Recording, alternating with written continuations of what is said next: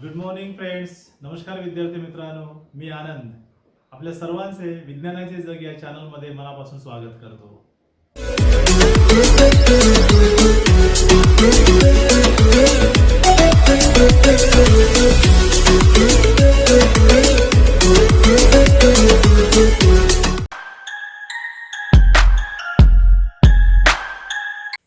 नमस्कार विद्यार्थी मित्रांनो, आज आपण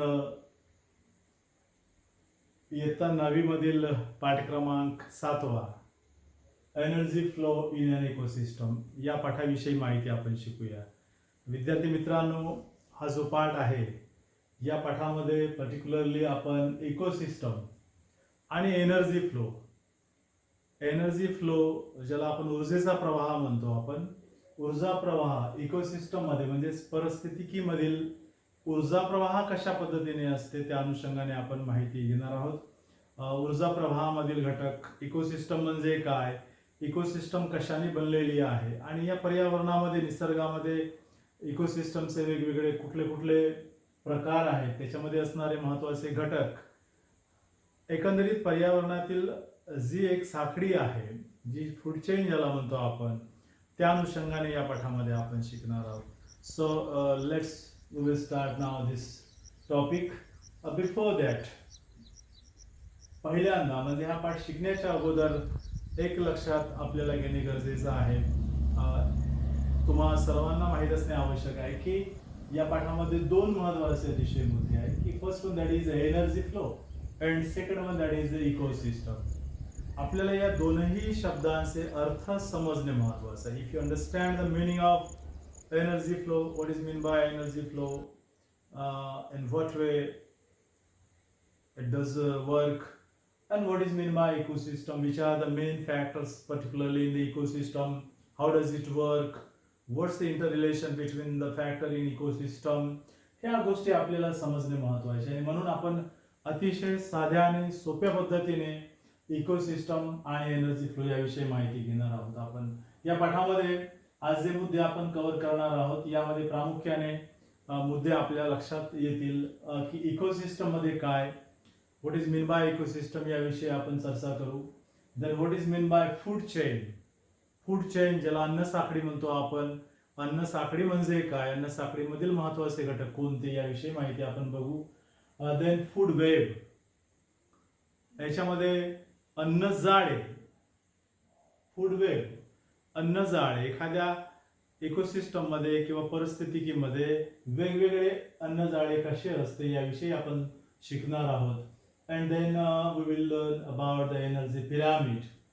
that is also most important topic particularly in this lesson. We will discuss about this the energy pyramid. Okay, let's now we see about the ecosystem. Look at the picture.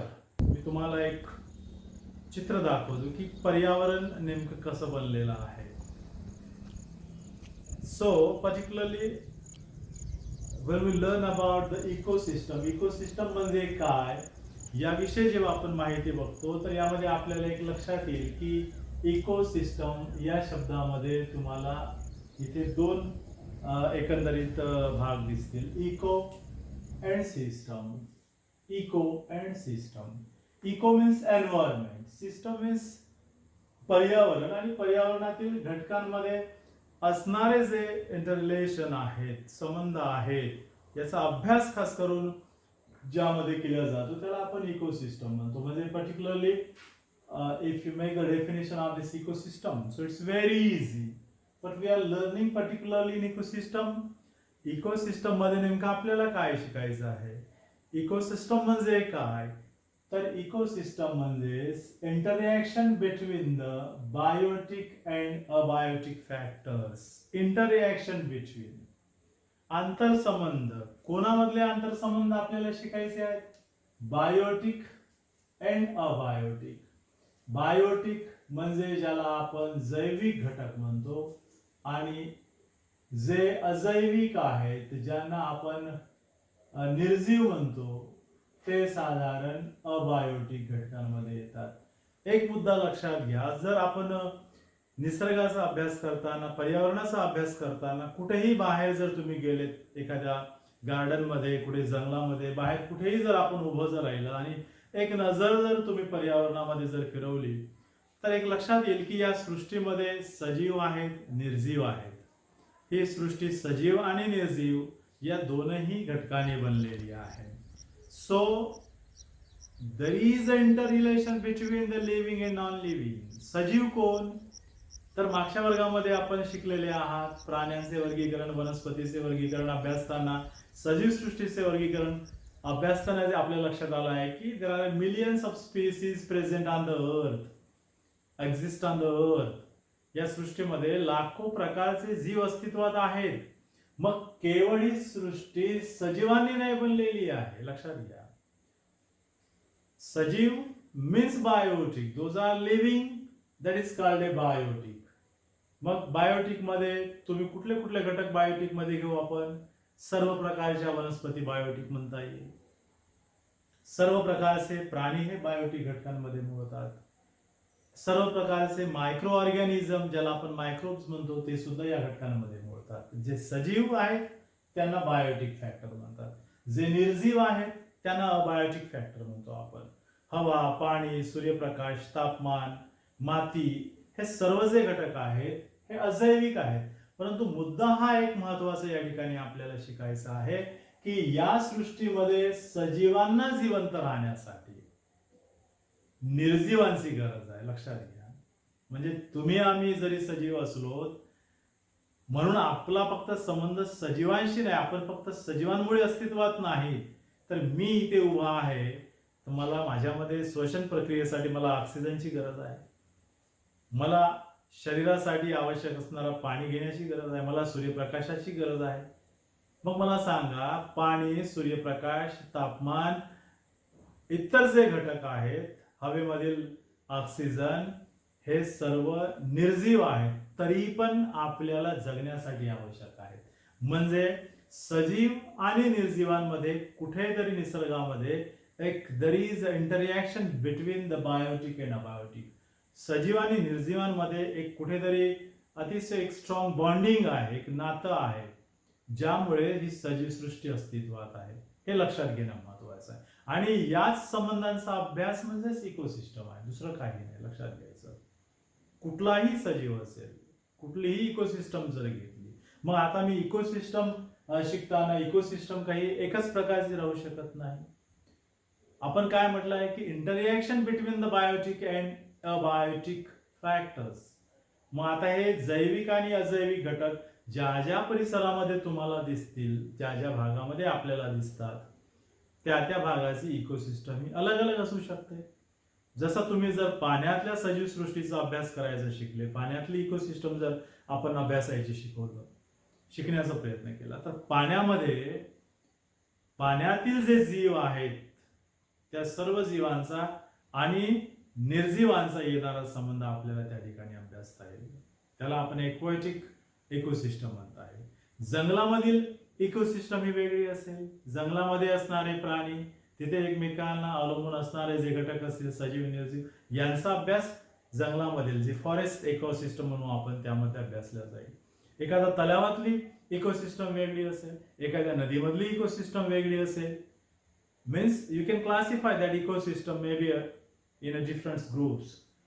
त्या त्या भागामधील वाळवंटामधील ecosystem आपल्याला वेगळी दिसेल.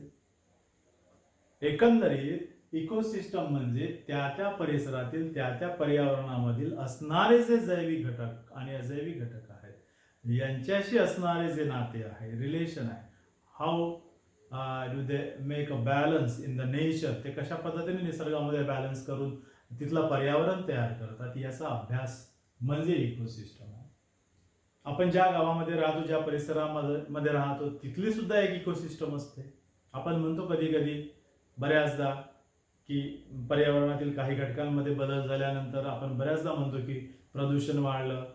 कधी कधी आपण असंही म्हणतो की वाघ ज्या वेळेला शहरांमध्ये येतात किंवा गावांमध्ये घुसून हमले करतात, तर आपण म्हणतो की वाघ गावामध्ये घुसला. याच्या मागे जो अभ्यास आहे किंवा याच्या मागे जे रिझन आहे ते तुम्हाला यामध्ये लक्षात येतील इकोसिस्टम मध्ये. कारण प्रत्येक जीवाचा संबंध एकमेकाशी जुळलेला असतो. तर कशा पद्धतीने जुळलेला आहे? So that's most important, that is a food chain. Food chain म्हणजे अन्न साखळी. अन्न साखळी म्हणजे या सृष्टीमध्ये सर्वात महत्वाचा मुद्दा लक्षात घ्यायचा आहे. Food chain. Look at the picture. तुम्ही चित्र बघा एक या ठिकाणी मी तुम्हाला दाखवतो. फूड चेन म्हणजे काय लक्षात येईल. या निसर्गामध्ये जी अन्न साखळी आहे, या सृष्टीमध्ये जेवढे जीव अस्तित्वात आहेत ते कुठेतरी एकमेकावर अवलंबून आहेत. मी जसं आता म्हटलं की सजीव आणि निर्जीवांमध्ये सुद्धा एक रिलेशन आहे, एक इंटररिॲक्शन होत असते त्याच्यामध्ये, आणि त्यांच्या एकमेकांच्या संख्येवर त्यांचं अस्तित्व असतो. त्याच पद्धतीने फूड चेनमध्ये सर्वात महत्वाचा घटक अभ्यास करताना अन्न साखळी, या निसर्गामधील जेव्हा आपण अन्न साखळीचा अभ्यास करतो तर प्रत्येक जीव हा एक सजीवावर, एक जीव दुसऱ्या जीवांवर अवलंबून आहे, आणि आपली ऊर्जा, आपली शारीरिक ऊर्जा भागवण्यासाठी, आपल्या शारीरिक क्रियेसाठी लागणारी ऊर्जा मिळवण्यासाठी तो दुसऱ्यावर अवलंबून असतो. ज्या वेळेला ती ऊर्जा प्राप्त करतो तर त्या ऊर्जेचे हस्तांतरण एका टप्प्यामधून दुसऱ्या टप्प्यामध्ये, दुसऱ्याकडनं तिसऱ्या टप्प्यामध्ये, तिसऱ्या स्टेपवरून चौथ्या टप्प्यामध्ये, अशा पद्धतीने सजीव सृष्टीमध्ये ऊर्जेचा जो प्रवाह हा सुरू असतो. आणि म्हणून यामध्ये सर्वात महत्वाचा ज्या वेळेला फूड चेन शिकतो आपण, so one thing you must remember, you don't forget that thing, that is the who is the main source of the food chain.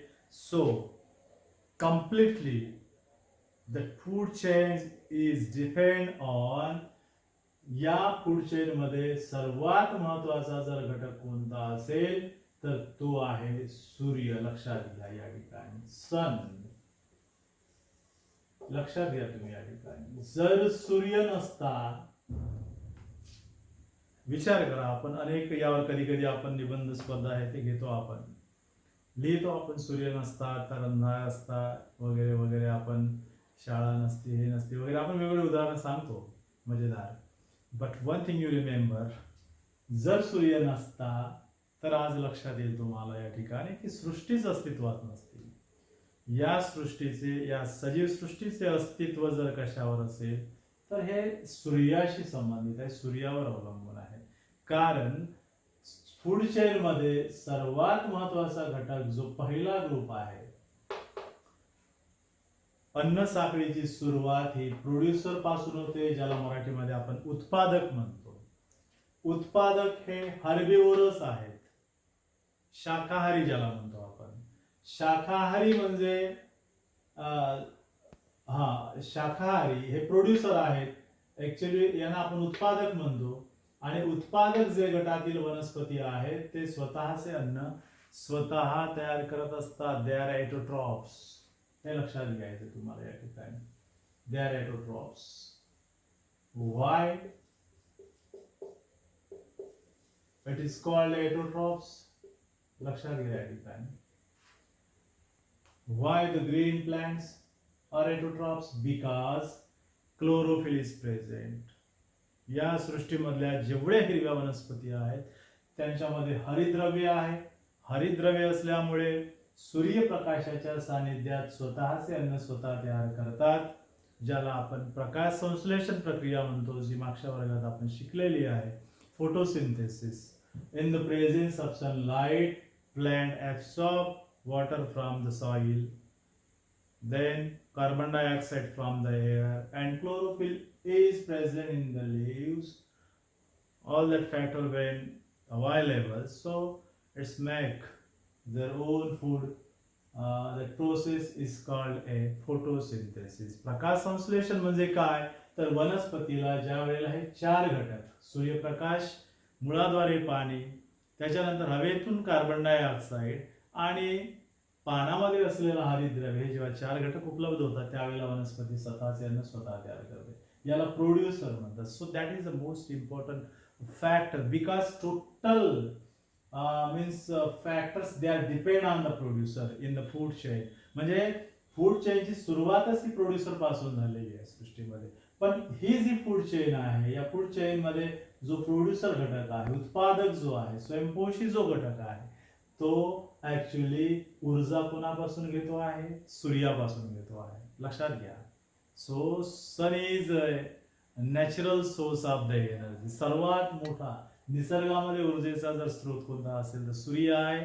सूर्यापासून येणारी ऊर्जा या ठिकाणी ग्लुकोजच्या फॉर्ममध्ये, केमिकल एनर्जीमध्ये, वनस्पतीमध्ये येते. मग वनस्पतीवर जगणारे जे वनस्पती आहेत, इतर प्राणी असतील, या घटकांवर जगणारे जे इतर प्राणी आहेत त्यांना प्रायमरी कंझ्युमर म्हणतात. मुद्दा लक्षात घ्यायचा. What is mean bye primary consumer? So primary consumer means they totally depend on the producer. म्हणजे प्राथमिक भक्षकांचं मुख्य अन्न हा उत्पादक असतो. फक्त जे यांना खाऊन जगणारे आहेत यांना प्रायमरी कंझ्युमर म्हणायचं. जसं उदाहरणार्थ गवताला जर शेळी खात असेल, ससा खात असेल, तर शेळी, ससा, गाय, बकरी हे जे संपूर्ण घटक आहेत हे टोटली याच्यावर जगणारे आहेत. मग यांना आपण प्रायमरी कंझ्युमर म्हणायचं. प्रायमरी कंझ्युमर प्राथमिक भक्षक जे पूर्णपणे उत्पादक किंवा प्रोड्युसरवर अवलंबून आहेत. आणि खास करून अशाच गटाला आपण म्हणतो herbivorous. Herbivorous means they are totally depend on the grass. जे शाकाहारी ज्याला म्हणतो आपण मराठीमध्ये, जे उत्पादक, जे गवत खाणारे जीव आहेत, गवतावर अवलंबून असणारे जे सजीव सृष्टीमधील घटक आहेत, so all that animal belonging to the herbivorous group. याला हर्बिव्होरस म्हणायचं. Means producer then primary consumer. प्रथम खाणारे प्रायमरी कंझ्युमर. आता या पुढच्या मध्ये यांना खाल्यानंतर यांना खाणाराही दुसरा भक्षक असतो, त्याला म्हणायचं सेकंडरी कंझ्युमर. आता उदाहरणामध्ये एक जर आपण साधी चेन घेतली, तुम्ही एक लक्षात घ्या की इथे गवत आहे, या ठिकाणी सूर्य आहे, आणि यापासून गवतावर समजा या ठिकाणी बेडूक आहे किंवा ससा असेल, कुठलाही घटक आपण जर घेतला तर या ठिकाणी याच्यावर जगणारा हा बेडूक आहे, याला खाऊन. मग याला खाणारा या ठिकाणी खास करून जो आहे, एकंदरीत समजा आपण या ठिकाणी बेडखाला खाणारा साप पकडला या ठिकाणी, ओके, आणि सापाला खाणारा या ठिकाणी गरुड आहे. या ठिकाणी तुमच्या लक्षात येईल. आणि गरुड ज्या वेळेला डेथ होईल, जेव्हा आपण पाहू की जेव्हा हा डाईड होईल, त्यावेळेला याच्यावर इतर बॅक्टेरिया किंवा फंजाय यांना डिकम्पोज करतात. मुद्दा लक्षात घ्या. Producer, this are the producer. हा जो ग्रास आहे याला आपण प्रोड्युसर म्हटलेला आहे. हा सर्वात महत्वाचा घटक आहे. सूर्यापासून या ठिकाणी जी ऊर्जा प्राप्त करतील त्या अनुषंगाने स्वतःचे अन्न स्वतः तयार करतील. देअर ऑटोट्रॉप्स, याला खाणारा बेडूक, that is a primary consumer, it will become a primary. हा प्राथमिक भक्षक होईल, याच्यावर जगणार आहे. बेडकाला खाणारा साप, that is a secondary consumer, that is a secondary consumer. आणि त्यानंतर सापाला खाणारा गरुड या पुढच्या मध्ये हा सर्वोच्च भक्षक आहे. So that's why we can say it is apex or top consumer. कारण याच्यानंतर याला खाणारा दुसरा घटक नाही. म्हणून अन्न साखळीमध्ये जो शेवटचा सर्वात घटक असतो त्याला आपण टॉप ऑर अपेक्स कंझ्युमर म्हणतो. कधी कधी ही शॉर्टकट पद्धतीने आपल्याला सांगता येईल. आता या ठिकाणी ग्रास, त्याच्यानंतर फ्रॉग, स्नेक, देन ईगल अशा पद्धतीने आलाय. पण आपण एखादं दुसरा उदाहरण घेतला, समजा या ठिकाणी इथे घेतला ससा, आणि सशाला जर खाणारा घटक असेल या ठिकाणी वाघ, तर ही सुद्धा या ठिकाणी फूड चेन आहे. पण या फूड चेन मध्ये ससा हा प्रायमरी कंझ्युमर, तर या ठिकाणी वाघ जो आहे हा टॉप कंझ्युमर होईल, कारण वाघ हा सर्वोच्च भक्षक झाला. आणि शेवटी या ठिकाणी सर्व सजीवांचं एक दिवस अंत होत असतो. या सृष्टीमधला कुठलाही जीव अजरामर नाही.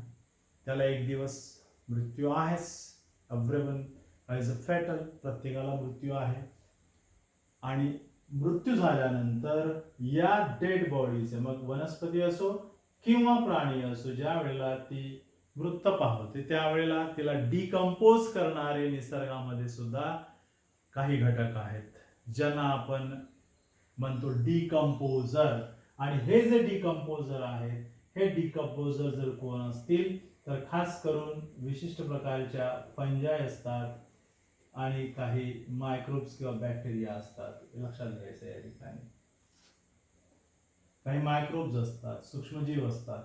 जेव्हा सजीवांचं वनस्पती असेल किंवा प्राणी असेल जेव्हा यांचा डेथ होतो, मृत्यू पावतात, त्यावेळेला त्यांच्या शरीरामधील जे कंपाऊंड्स असतात so they transfer into very simple carbon compound and that carbon again release into the nature. म्हणजे या सजीवांमध्ये असणारे जे घटक आहेत परत साध्या फॉर्म मध्ये हवा, पाणी, जमीन, निसर्गामध्ये मिसळतात आणि हे घडवून आणणारे जे घटक आहेत त्यांना आपण म्हटलेलं आहे microbes. So specially microbes they are bacteria or fungi. ना you listen carefully once again what is food chain, why it is called a food chain. So it is very interesting. लक्षात घ्या या ठिकाणी याला अन्न साखळी का म्हटलेलं आहे. चेन आपल्याला माहित आहे की कुठल्याही गाडीची सायकलची एखादी चेन असते. ती चेन एक जरी तिथला पॉइंट जर ब्रेक झाला तर ती चेन या डिस्टर्ब होते, काम करणं थांबतो त्याच्यामुळे. सेम निसर्गामधील प्रत्येक घटकाचा एक विशिष्ट इंटर रिलेशन आहे, एकमेकाशी निगडीत आहे. why we actually we have seen that interaction between the biotic and abiotic. Why I have told you the ecosystem means there is a particularly we are studying about the interaction between biotic and abiotic. What is the meaning? हे आपण असं का म्हटलेलं आहे की सजीव आणि निर्जीवांमध्ये काही आंतरक्रिया असतात किंवा प्रत्येक सजीवांमध्ये कुठेतरी inter relation between there is a biotic factor in the nature.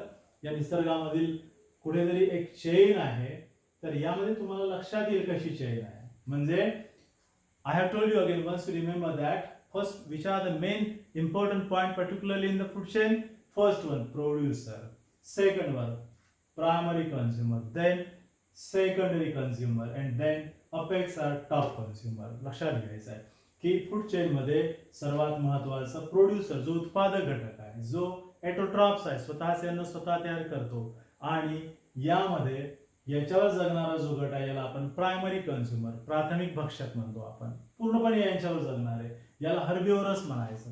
यांना खाऊन जगणारे जे आहेत, मुद्दा लक्षात घ्या आता, प्राण्यांवर जगणारे म्हणजे ज्यांचा आहार पूर्णतः मांस आहे अशा सजीवांना म्हटलेलं आहे कार्निव्होरस एनिमल. कार्निव्होरस मांसाहारी. यांना आपण शब्द वापरला शाकाहारी, म्हणजे पूर्णपणे गवत खाणारे जीव हर्बिव्होरस.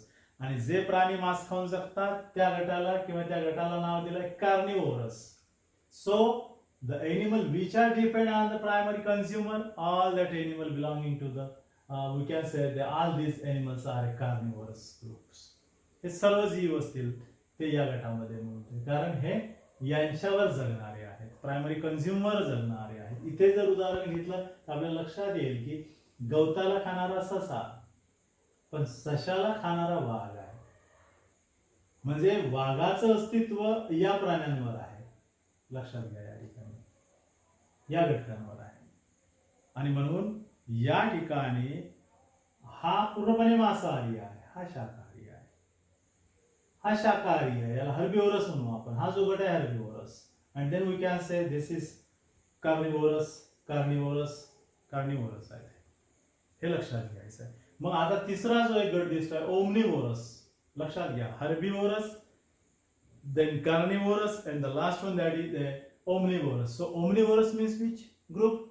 ओमनिव्होरस याचा अर्थ की जे प्राणी, या निसर्गातील काही प्राणी असे आहेत की ज्या प्राण्यांना हर्बिव्होरस ही प्राणी अन्न म्हणून चालतात आणि कार्निव्होरस हे प्राणी म्हणून चालतात. म्हणजे जे दोघांवरही डिपेंड आहेत, जे दोघांनाही अन्न म्हणून भक्षण करणारे आहेत, असा जो प्राण्यांचा जो ग्रुप आहे त्याला म्हणायचं ओमनिव्होरस. लक्षात घ्या. आणि या ओमनिव्होरस ग्रुपमध्ये खास करून आपल्या सर्वांना माहित असेल की आपला जो माणसाचा जो गट आहे ह्युमन बिईंग, लक्षात घ्या, आपण यामध्ये नाही मुळत कुठल्याही हर्बिव्होरस नाही आणि कार्निव्होरस नाही. आपण या दोघांनाही अन्न म्हणून खाणारा मानव जो आहे, मानव या गटामध्ये येतो, ओमनिव्होरस गटामध्ये येतो. कारण माणूस अन्न म्हणून कधी वनस्पती तर कधी प्राण्यांचे मांस सुद्धा आपण अन्नामध्ये वापरतो, अन्न म्हणून खातो. आणि म्हणून माणूस जो आहे, ह्युमन बिईंग, हा ओमनिवरस गटामध्ये येतो. इतर काही प्राणी सुद्धा आहेत,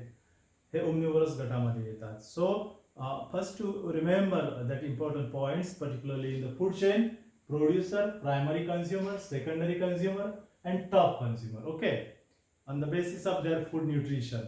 Okay, and then we have seen that particularly, आता इथे लक्षात ठेवा, प्रोड्युसर हे ऑटोट्रॉप्स आहेत, कारण ते स्वतःचे अन्न स्वतः तयार करतात. Chlorophyll is present particularly in the producer and remain that producer. All this primary consumer, secondary consumer and top consumer, all this group are heterotrophic. Why? कारण हे तीनही ग्रुप एकमेकाशी अप्रत्यक्षपणे यांच्यावर जगणारे आहेत. यांच्यामध्ये हरितद्रव्य नाही आणि म्हणून हे संपूर्ण सृष्टी यांच्यावर आहे. आणि म्हणून हे सर्व ऑटोट्रॉप्स नाहीत, हे हेट्रोट्रॉप्स मध्ये येतात. आणि त्यांच्या आहारानुसार आपण यांचे वर्गीकरण जर बघितले तर हर्बिवोरस, कार्निवोरस आणि ओमनिवोरस. हर्बिवोरस म्हणजे जे पूर्णपणे वनस्पतीला खाणारे आहेत, वनस्पतींचा अन्न म्हणून वापर करणारे, दॅट इज हर्बिवोरस. कार्निवोरस जे प्राण्यांना खाणारे आहेत, मांस खाणारे आहेत, त्यांना आपण म्हणू कार्निवोरस. मग वाघ, सिंह जे प्राणी आहेत, मांसावर जगणारे, मांस खाणारे, त्यांना म्हणू ओमनिवोरस. ज्यांचा आहार हा हर्बिवोरस आणि कार्निवोरस आहे, म्हणजे जे मांस आणि वनस्पती या दोघांवर जगणारे आहेत, त्यांना म्हणायचं omnivorous. So that is important. Now what happen at the last, what happen I have told you, की जेव्हा ह्या सजीव सृष्टीमधील हे जे घटक आहेत, every living thing have its own specific life span. प्रत्येक सजीवाचं एक विशिष्ट एक जीवन काळ असतो. प्रत्येकाचं एक जीवनाचं आयुष्य, एक प्रत्येकाचं लाईफ स्पॅन अलग अलग आहे. त्याच पद्धतीने या सृष्टीमधील मग कुठलाही जीव असो, वन डे दे विल डाय, ते एक दिवस मरतील, त्यांचा मृत्यू होईलच. मग तो प्रायमरी कंझ्युमर असेल, टॉप कंझ्युमर असेल, प्रोड्युसर असेल, जेव्हा त्यांचा लाईफ स्पॅन संपेल त्यावेळेला ते डाय होतील, ते मृत्यू पावतील. आणि मृत्यू पावल्यानंतरही त्यांच्या शरीराची विल्हेवाट लावण्यासाठी निसर्गाने अतिशय सुंदर रचना केलेली आहे. म्हणजे कुठलाही जीव जर तुम्ही मातीमध्ये पुरलेत तर तो जीव काही दिवसानंतर त्याच्यातील जे सर्व घटक आहेत, हे हवा, पाणी, जमीन यामध्ये मिसळून एक माती तयार होऊन जाते. You can find particularly the facts which are present in that bodies. त्या शरीरामध्ये असणारे सर्व घटक एक डिकम्पोज करून वातावरणात रिलीज करण्याचं काम काही जीव करत असतात. त्या जीवांना आपण नाव दिलेलं आहे डिकम्पोजर. डिकम्पोज करणारे मृत शरीरांना मग वनस्पती किंवा प्राण्यांच्या शरीरांचे पूर्णपणे विघटन करून त्याच्यातील जे घटक आहेत, कार्बनी घटक असतील, ते वातावरणात मिसळण्याची जी प्रक्रिया ज्यांच्यामुळे होते त्यांना आपण डिकम्पोजर. आणि डिकम्पोजर कोण आहेत? मायक्रोब्स, सूक्ष्मजीव. आणि या सूक्ष्मजीवांमध्ये आपल्याला सांगता येईल काही फंजाय आणि काही bacteria. Actually they are a decomposer in the nature. एक मुद्दा लक्षात घ्या, जर कदाचित हा जर घट नसता, so what will happen? You guess that. निसर्गामध्ये जर हे डिकम्पोजर नसते तर काय झालं असतं? एक कल्पना करा तुम्ही, यावर लक्षात येईल. तर सर्वत्र घाण, एक अतिशय वेगळं वातावरण असतं. पण या निसर्गाला इनडायरेक्टली सफाई करण्याचं जे काम आहे, नेचरमध्ये बॅलन्स करण्याचं जे काम आहे, परत रिसायकल करून वातावरणात मध्ये जे आवश्यक घटक आहे ते मिसळण्याचं जे काम आहे, हे मायक्रोब्स करतात. आणि ज्या वेळेला मृत शरीरामध्ये जे कार्बनिक पदार्थ असतात, जेव्हा हे डिकम्पोजर शरीराचे विघटन करतात, तेव्हा याच्यातील पुन्हा जे काही कार्बनिक कंपाऊंड असतील, हे जे घटक आहे, हे घटक पुन्हा वनस्पती मुळाद्वारे शोषून घेतात. आणि अशा पद्धतीने एक जी सायकल आहे निसर्गामध्ये सुरू असते. So that is the food chain. आता या सर्वांमध्ये मी मुद्दा एक सांगितला की या फूड चेन मध्ये सर्वात महत्वाचा घटक सण आहे. आपल्याला त्यांना अलग ठेवता येणार नाही, कारण सूर्य आहे म्हणून ही सृष्टी संपूर्ण अस्तित्वात आहे.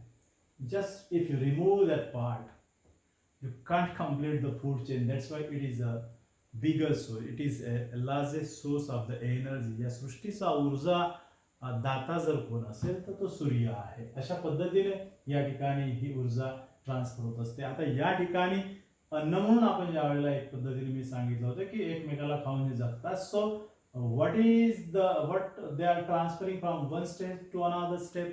तर यामध्ये जेव्हा प्रोड्युसर स्वतःच अन्न तयार करतो, कोणापासून केलाय? सूर्यापासून. So what happen particularly in this process, की सूर्यापासून येणारी जे सौर ऊर्जा आहे त्या सौर ऊर्जेचं रूपांतर इथे रासायनिक ऊर्जेमध्ये वनस्पती करतात प्रकाश संश्लेषण क्रियेद्वारे ग्लुकोजच्या फॉर्ममध्ये.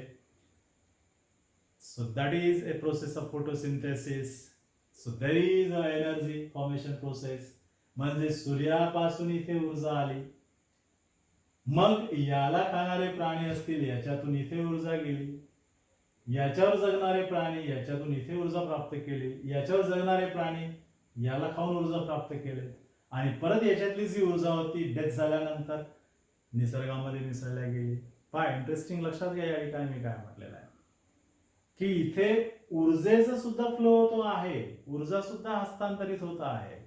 सूर्यापासून येणारी ऊर्जा प्रोड्युसर मध्ये आली, प्रोड्युसर पासून आपण ऊर्जा मिळवतो, प्रायमरी कंझ्युमर, प्रायमरी कंझ्युमरला खाऊन सेकंडरी कंझ्युमर ऊर्जा मिळवतात, यावर डिपेंड असणारे टॉप कंझ्युमर ऊर्जा मिळवतात, आणि शेवटी डेथ हा ठरलेला आहे. म्हणजे परत ती ऊर्जा निसर्गामध्ये चालली जाते.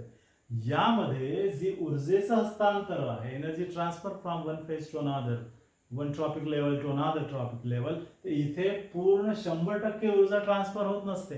केवळ आणि केवळ 10% ऊर्जा ही एका जीवामधून दुसऱ्या जीवांमध्ये जात असते. लक्षात ठेवायचं आहे तुम्हाला, पुढे तुमच्या थोडक्यात लक्षात येईल ठिकाणी हे लक्षात घ्यायचं आहे. 10% ऊर्जा म्हणजे इथे आलेली ऊर्जा, इथून प्राप्त निघलेली ऊर्जा जर असेल तर 10%च यांच्याकडे येईल. 90% it's particularly we can say इथली जी ऊर्जा असेल ही निसर्गामध्ये पर्यावरणामध्ये चालली जाईल in the form of heat. लक्षात घ्या, इथली ऊर्जा इथे जी याला मिळालेली असेल इथली 10%च ऊर्जा इथे येईल. तर अशा पद्धतीने एका जीवामधून दुसऱ्या जीवांमध्ये फक्त 10% ऊर्जेचं हस्तांतरण या इकोसिस्टम मध्ये पुढे पुढे होत असते.